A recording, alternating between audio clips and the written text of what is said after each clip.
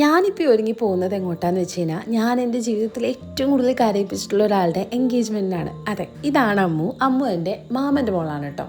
എല്ലാ വെക്കേഷനും അവിടെ ചെന്ന് കഴിഞ്ഞാൽ ഇവളുടെ സാധനങ്ങൾ നശിപ്പിക്കാനും ഇവളെ ഇടിക്കാനും കുത്താനും എനിക്ക് നേരം ഉണ്ടാവുള്ളൂ. പാവം ഞാൻ കാരണം ഒരുപാട് കരഞ്ഞിട്ടുണ്ട്. അന്നങ്ങനെയൊക്കെ ആയിരുന്നെങ്കിലും ഇന്ന് ഞങ്ങൾക്ക് രണ്ടുപേർക്കും നല്ല വ്യക്തമായിട്ടുള്ള ബോധ്യമുണ്ട്. ഞങ്ങൾക്ക് രണ്ടുപേർക്കും ഞങ്ങൾ അങ്ങോട്ടും ഇങ്ങോട്ടും എത്രത്തോളം സപ്പോർട്ട് ചെയ്യുന്നുണ്ട്, എന്തെല്ലാം കാര്യങ്ങൾ ഞങ്ങൾ ഷെയർ ചെയ്യുന്നുണ്ട് എന്നുള്ളത്.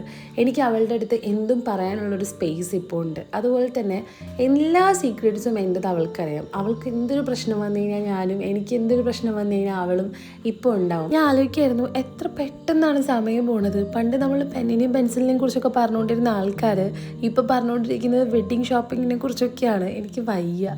Anyway, I am so happy for her because she found a beautiful person in her life. രണ്ടുപേരും ഇന്ന് നല്ല ഹാപ്പി ആയിരുന്നു. ഞങ്ങളെല്ലാവരും ഹാപ്പി ആയിരുന്നു. രണ്ടുപേരും ഇതുപോലെ തന്നെ ലൈഫ് ലോങ് ഹാപ്പി ആയിരിക്കട്ടെ.